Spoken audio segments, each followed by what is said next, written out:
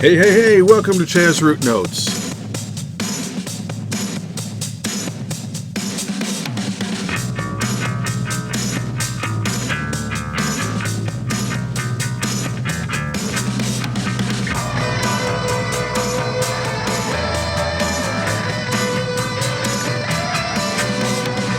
Thanks so much for stopping by. I'm your host, Chaz, from Electric Owl Works Recording Studio.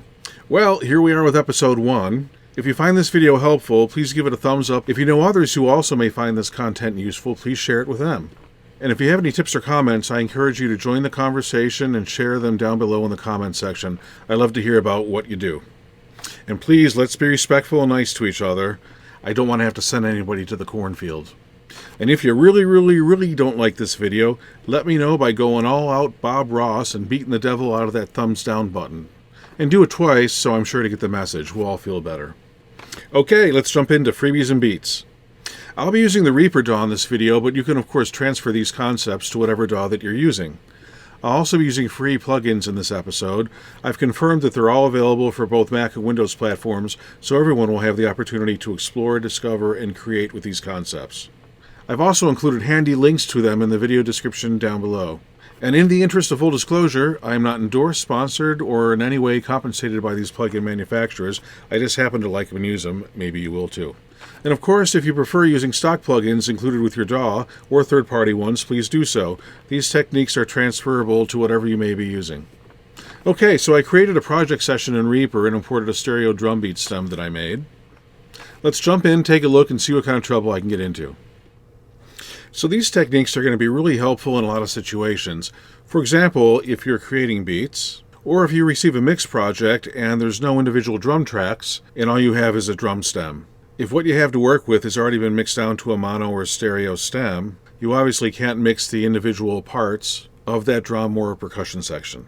You may, for example, want to have some additional reverb just on the snare, or maybe on the bass drum, maybe both. But you want to be able to control it, and maybe enhance the effect during hooks, during choruses, or parts of the song where you want to raise that energy level up. Alright, so let's jump into full screen mode here. Alright, this is Reaper. If you don't know it, let me show you a couple things so you understand what's happening when I flip between screens. This is sort of the main screen, or the MCP, or mixer control panel. And as you can see, there's a mixer section down here where I've pre-imported the beat and made some other tracks for... I've made some crush tracks, some delay returns, verb returns. There's a mix bus. And then what I did ahead of time was I have the original beat here as a reference mix, and then I printed what we're going to do to it.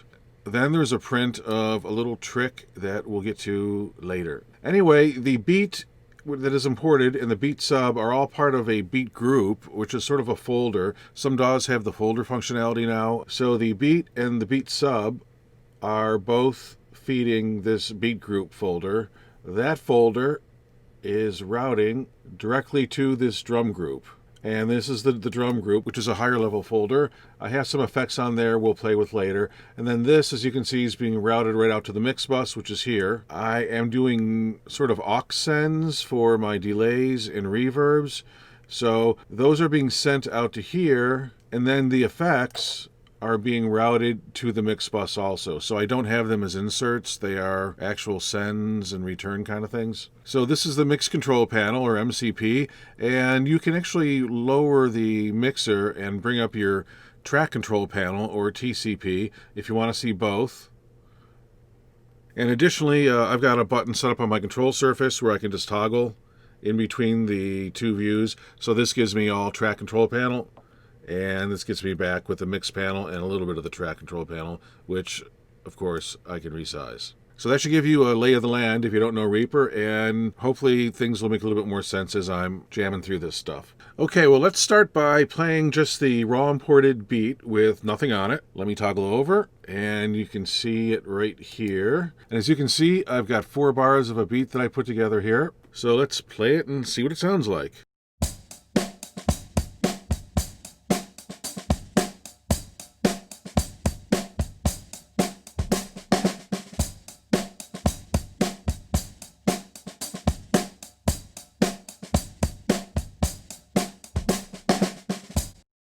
All right, so that's pretty standard issue stuff right there. It's a beat that I put together. There's no effect, no processing. This is just what it is. So whatever situation you're in, if you're trying to beef this up for a mix, or you're just building beats, or if you had received a track like this, it's pretty dry, there's no reverb, there's no ambience, there's not a lot of low end on it, there's things that you may want to do to enhance this drum stem. So what I'm going to do is start by putting a little EQ on it, because I think what I'd like to do on this, and what I've already done, is I want to add some low end to it, give it some beef, some heft, and then perhaps we can add some reverbs and delays, maybe just on the kick, on the snare, on both, and see what happens. So the first thing I did on the beat track was I installed a EQ plugin. This is a freebie. It's ikjb's QRange. So let me enable that right here. And if you're new to Reaper, there's this neat little thing right here. If you look at this, this is a wet and dry. If the effect that you are using does not have that wet and dry kind of parallel processing control built into it, Reaper has it there for you. So any effect that you want to blend in between wet and dry, you can do it in Reaper, even if the plugin does not have that functionality built into it. So anyway, QRange, here we go. This ikjb product is really cool. What I did was I just rolled off some of the low end. You can see right here in number 1. So 25 hertz, I did a low cut or a high pass at 48 dB per octave. And then on the second band here, which I'll turn off and on so you see what it does, I wanted to give a little bit more low end to the beat track. So what I did was fairly gentle Q, but I was aggressive. I pumped it up like 8 decibels. So again, these settings don't matter so much. You can freeze the screen. If you want to pause and make screen prints of all these different plugin settings, that's great. It's not really about copying settings or presets. It's more about getting your head in a place to realize what you're hearing. So in this case, what I'm hearing is a very dry track. Doesn't have a lot of low end. So I'm just going to take the really unusable stuff out and bump it at 40 to give a little bit of support to the bass drum. So let me play that and toggle it back and forth. I'll start with it off and then bring it in. Here we go.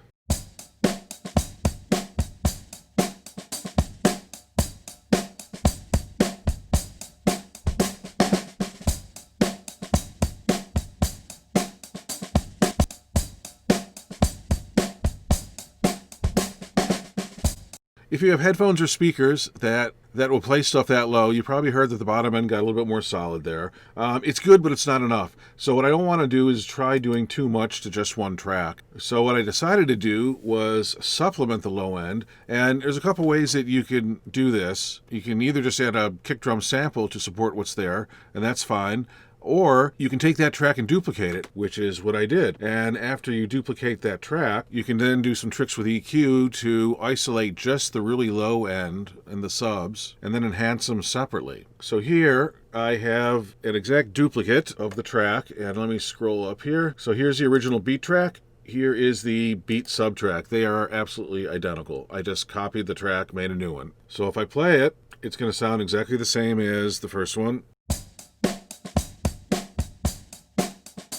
So as you can hear, that's exactly the same thing. So let's try some ideas here to see if we can beef up that low end a little bit. So the first plugin I have here is from Tokyo Dawn Records, or TDR. This is called Nova. This is a free EQ plugin. They have the Nova GE, which is the gentleman's edition. It costs a few bucks. This one's Nova. This is the free one. It's also a dynamic EQ, which is really cool. We're not using it for that. So what I did here is on the high pass and low pass sections here, I have a low pass or a high cut at 60 hertz with a pretty aggressive slope, 72 dB per octave. So you can see the cut right here. And what that's going to do is isolate everything under 60 hertz, which is, in a beat like this, going to be mostly just your bass drum. So let's enable this plugin and hit play and see what just doing that sounds like.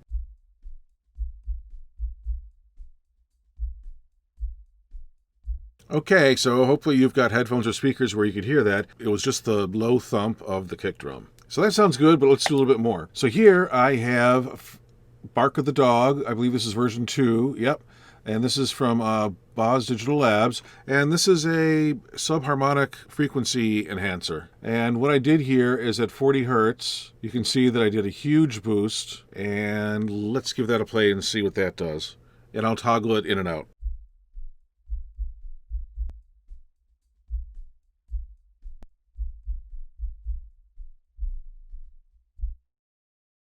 All right, that was pretty cool. That was pretty low stuff, but it really filled it in.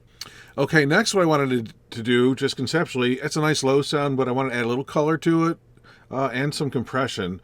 So what I have here is from Klanghelm, another freebie. This is the MJUC Junior. This is a stripped-down version of their very famous MJUC, which I use all the time. This thing's awesome. It's really great. I've got it compressing pretty heavily. The time constant set to fast. I mess a little bit with the makeup gain just to keep gain staging in place. So let's play that. I'll start with it out and then I'll toggle it in, and let's see what that sounds like.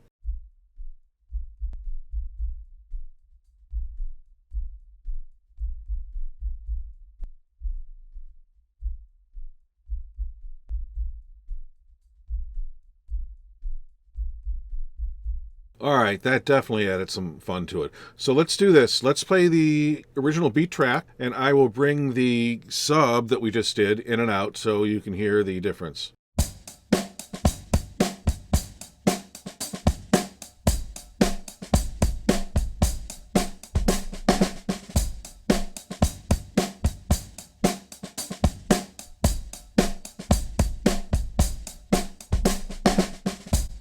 All right. I'm liking that so far. So at this point, what I'd like to do is get some ambience and room sound in there. Now, you could just slap a reverb across the entire stem, either as an insert or as a send and return. But I want to get a little bit more granular with it because it's already a pre-mixed stem and you can't get at the individual components. What I thought I would try is sneak in a kick sample and a snare sample. So what I'm doing here, and I'll show you how this works in Reaper, I have a kick and snare sample that I put in. Let me flip fuse. Okay, so what I did was I just found the transients for the kicks and the snares and just dropped in a sample. You can do this manually. You can just tab the transient or hit the transient on one track, go down to a next track, and then just copy and paste your kicks and snares in to match up with the transients in the original track. So what I'm doing with these samples is I am routing them to the effects only. They are not being routed out to the drum group or the drum bus. They're going right to this delay and verb, and then those are being processed and going to the mix bus. So as you can see here on the kick drum track, there's a send to the delay return and a send to the reverb return. Same thing on the snare. There's a send going to the delay and to the reverb. So on the bass drum track, I have TDR Nova in, and this curve is here primarily because I'm using this curve to carve out some sound that I'm sending to the delay and verb. So, but it's kind of like the Abbey Road trick, just so I'm cutting the lows out, cutting the highs out. I have just some stuff from 100 hertz up to 100K. So that's all that's going to hit the delay and verb. On the snare track, here's another free plugin. This one is called Snare Buzz from Waves Factory. What Snare Buzz does, and this is really cool, it emulates a bottom snare microphone, so that buzz rattle that you get off a snare drum. If you receive a mix with real drum tracks or just stems, and there's no bottom snare mic, and you really want that sound, you can put this plug-in on the snare, tweak the settings, and get a snare bottom mic sound that you're happy with. So what I like to do sometimes is use the snare bottom mic to trigger my reverb. But this is neat because if you don't have a snare bottom sample that you like, or you just don't have a track, you can take any snare track, slap this on it, dial in something that you like. You can either blend that into your regular mix, or in our case, we are going to send it to a delay and a reverb. Because what I'm thinking is, I want to go for a big, bad John Bonham sound. So let's play with that. So the drum sound they got for the classic track with the levee breaks is so iconic that let's try something like that. So I've got some EQ set on the bass drum for sort of an Abbey Road thing, and the snare buzz, let's turn that on. And let's just send those 2 tracks, or let's play it, and those 2 tracks are going to send, and they're going to go to the delay first. And the reason I'm doing that, if you listen to the When the Levee Breaks track, there is sort of an echo. I think a lot of people may think it's ghost notes. It was actually an old Benson tape echo. And let me just play it without any of the effects turned on here, and then we'll start bringing those in and talk about it.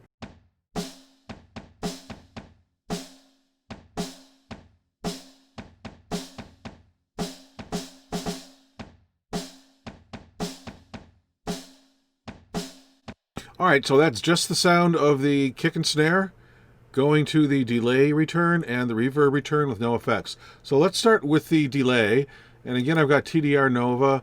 I've even put some more EQ on here to pre-treat that kick drum. As you can see, I'm rolling everything out. I don't want the delay to get muddy, so I've rolled off everything under 2 and then everything over 10. And let's enable that. And then that is feeding into this track, which is a wonderful, wonderful, wonderful free delay called Spaceship Delay from Musical Entropy. And this thing is amazing. Absolutely amazing.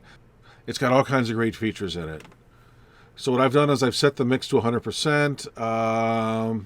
And what I've done is I've put a single delay with a little bit of feedback in. And as you can see here, I've set the delay for a 16th note. So let's turn that on and give it a listen. And again, this is going to be the kick and the snare both hitting that.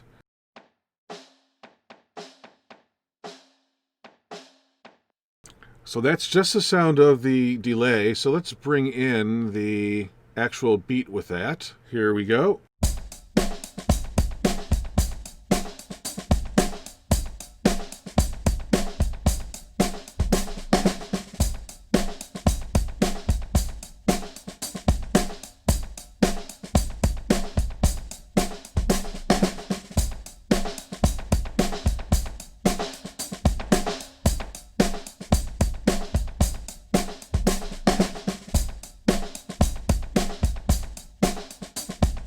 Okay, so you can see I was playing with the fader there just so you could hear what the effect was doing along with the actual program material of the beat and the beat sub. So next, let's add some room to it. Let's bring a reverb in. And what we've done here, again, I've got TDR Nova. And I'm doing sort of an Abbey Road thing, an Abbey Road reverb trick.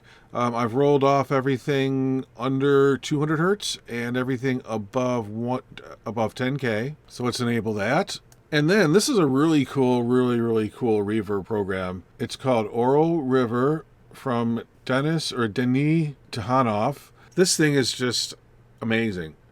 So what I did was I dialed in a verb. I didn't use a preset. I just kind of played with it and dialed stuff in to get the sound that I wanted. And then next I was back to the MJUC Junior.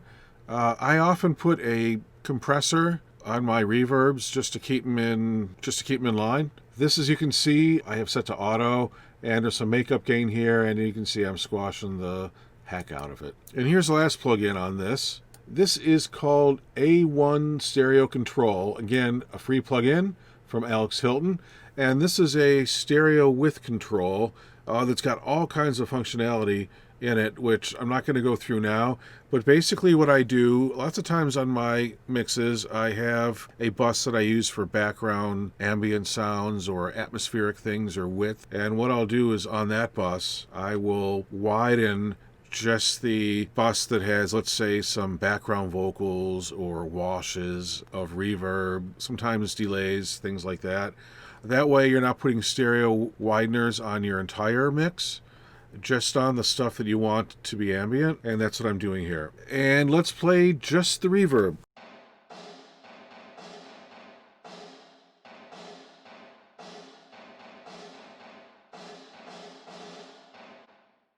And now let's play it in context with the beat and the delay.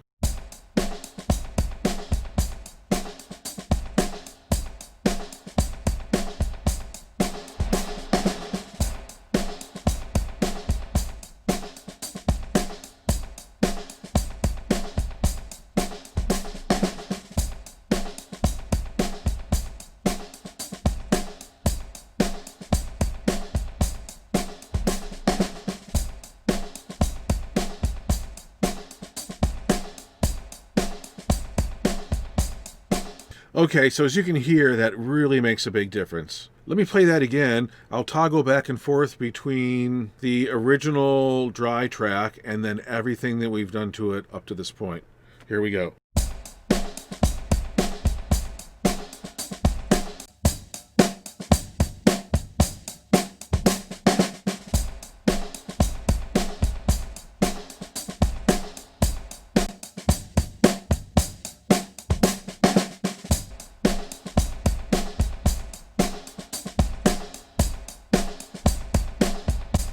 So far so good. I'm liking it. We can do more. So what I'm going to do here is I have a percussion crush or a drum crush. And what I've done is I have sent just the beat track and I created a new return here, or a new track called Percussion Crush.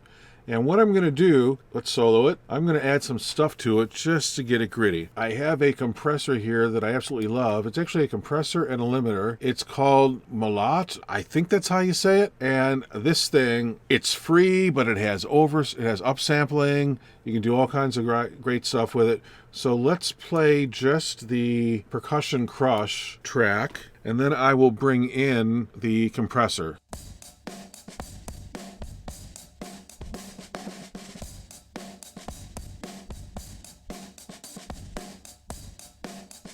So as you can hear, that really crushed the heck out of it. So that's good. So here I have the Code Red Free from Shattered Glass Audio. And I know there's sort of waves and some other people have emulations, but this is an emulation of an old console from Abbey Road, which was EMI at the time. And what I'm using this for basically is to emulate the console saturation that they would have got back in the day from really pushing the inputs on the console and overdriving them. So let me play it with just the compressor, and then I'm going to bring in the console emulation, which is being set to be really gritty. Here we go.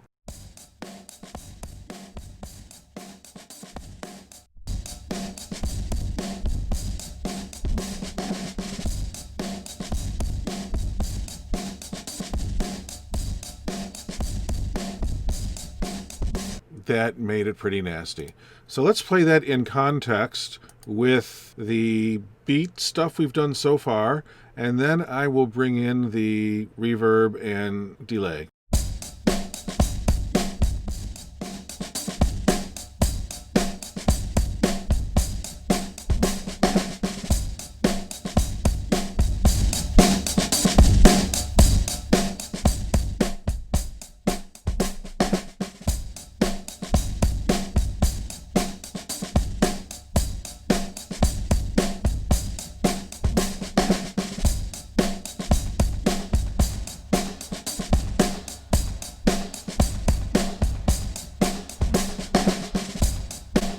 Okay, so you can see me playing with the fader there just to bring it in and out so you can hear the effect. And then I brought the delay in and the verb in. So far so good. Let's kind of A-B that between the original reference mix here and then what we've done so far. So let's do that.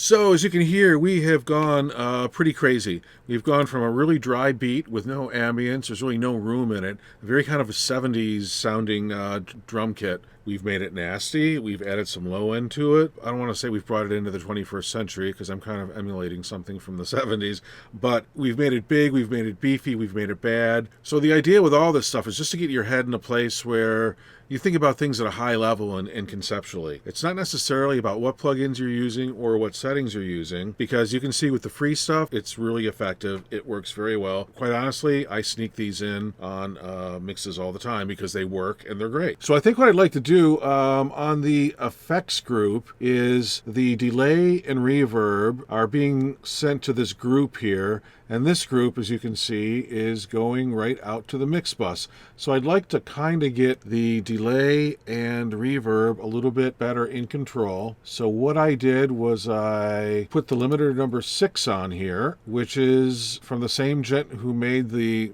mallet, or I don't even know how to say it. This thing's spectacular. So let me enable that. And again, some stereo width here. Let's turn that on. What I'm going to do here is play back just this group of effects, and we can toggle the limiter and stereo width on and off. You'll hear the difference, and then I'll bring in the whole mix and toggle it. Here we go.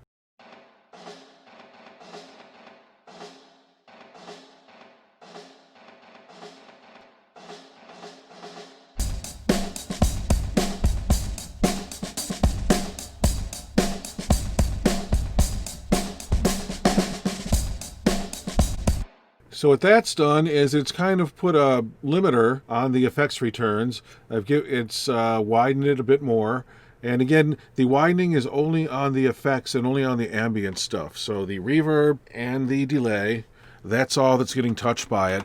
The rest of the mix remains intact. I know sometimes stereo wideners, you can get phase issues and things, so I'm really careful about how I use them because I don't want to mess up mixes. So generally I restrict their usage to just the effects and returns on things that are going to be ambient and wide. So what I'd like to do next is actually kind of go back here to the drum group. So this drum group is the beat subgroup, which is the beat and the beat sub. I'm going to do some more playing around with them. So this drum group's really kind of like the drum bus. And what I want to do is put a little compression on it, a little saturation for some harmonic character, and then I'm going to put in some shimmer, just some high end, just to open up the top a little bit. So let's see what I've got going on here. And actually what I did was I believe I have 2 different compressor plugins here. These are both free. This one's Rough Rider from Audio Damage. You may have heard of it. It is really quite nice. And let me play the track and I'll toggle it back and forth.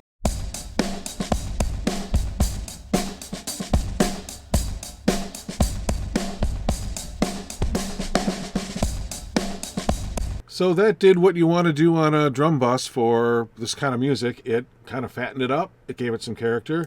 And let's take it a step further because we can. And this is the Klanghelm ikjb. This adds harmonic character. And let me toggle it in and out.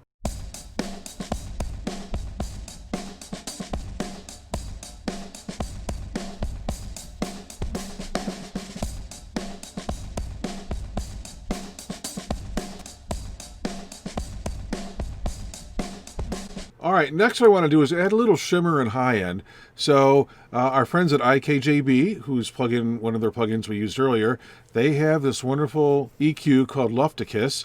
This is based on the famous Mag Audio EQ. That's M-A-A-G, if you don't know it. That EQ is noted for having this really ridiculous high air band where you can tell it to boost stuff like at 40K, which, you know, it'll drive your cats and dogs crazy. But it does add air that you can notice.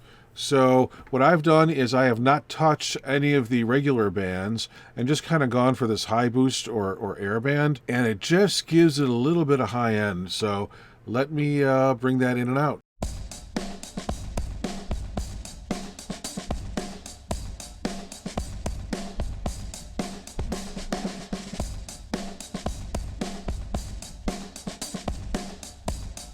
So it is a subtle effect to be sure, but it does add a little bit of air to it. You can push it if you want. It sounds great. It's pretty musical. The other plugin I had, and this is just to show you something different, instead of Rough Rider, if you wanted to try something different, our friends at Klanghelm have this cool kind of compressor. This is called the DC1A. And let me disable the Rough Rider. Let's enable the DC1A, and let's see what that one sounds like.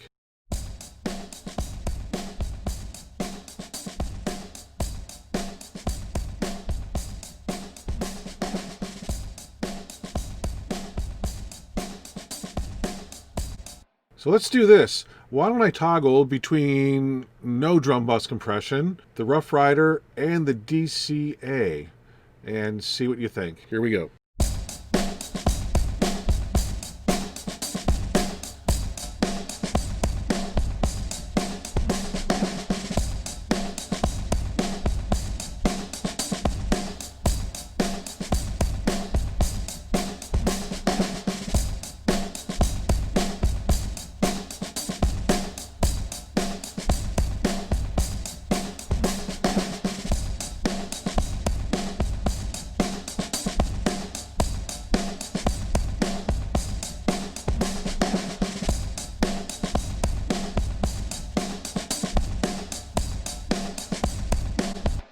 Oh, I wasn't expecting this. I actually kind of like it with both of them in.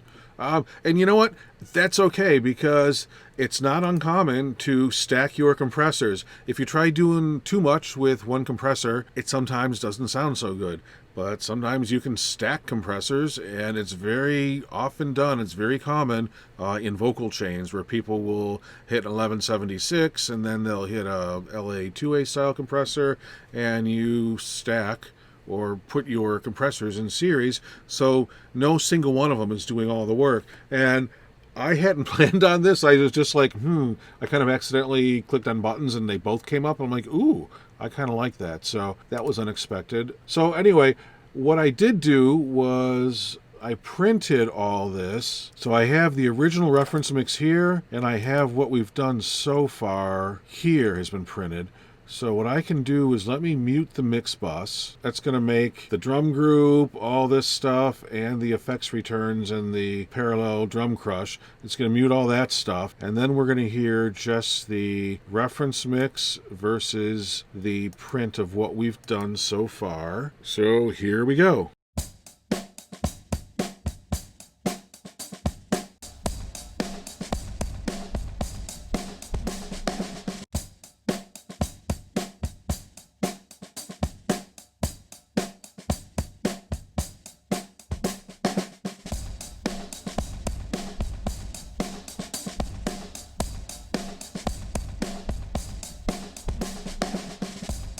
So as you can hear, that is a major, major difference. We went for something really dry, kind of sterile, not a lot of low end, not a lot of crunch, dirt, made it nasty. Gave it some thump, gave it some room, gave it some character and fun. You can do this if you create your own beat or if you get a mix with a drum stem. There are really a lot of ways, if you think about it, there's ways that you can get creative with free plugins and take something from so-so to something huge and monstrous. Now, you may be asking yourself, hey Chaz, what is that print slow track? Well, this is something I have for an upcoming episode, and that episode is going to deal with pitch, speed, vary speed, tape effects, basically messing with the fabric of space-time. So let me just give you a little hint of that without getting into it. You know what? I'll toggle between these three, so maybe you can guess what I did. Here we go.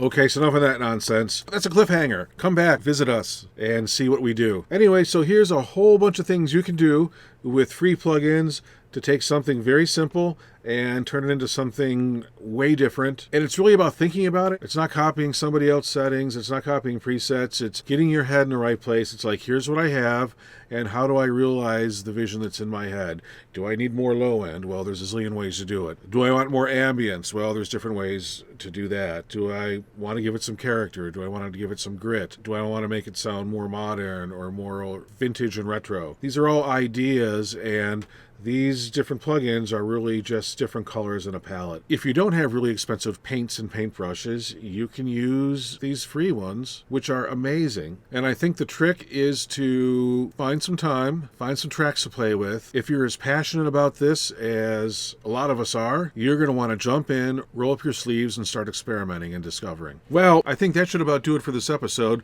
Thank you so much for watching, and I do hope that you come back. Please like, share, and subscribe if you enjoy what I'm doing. And be sure to leave a comment down below if you have any production tips that you'd like to share, or if you have any topics you'd like to see me cover in future episodes. In the meantime, I encourage you all to explore, discover, and create. Stay busy and productive on your artistic journey. This is Chaz from Electric Outworks. Peace, love, and Ringo. Be good to each other. I'm out.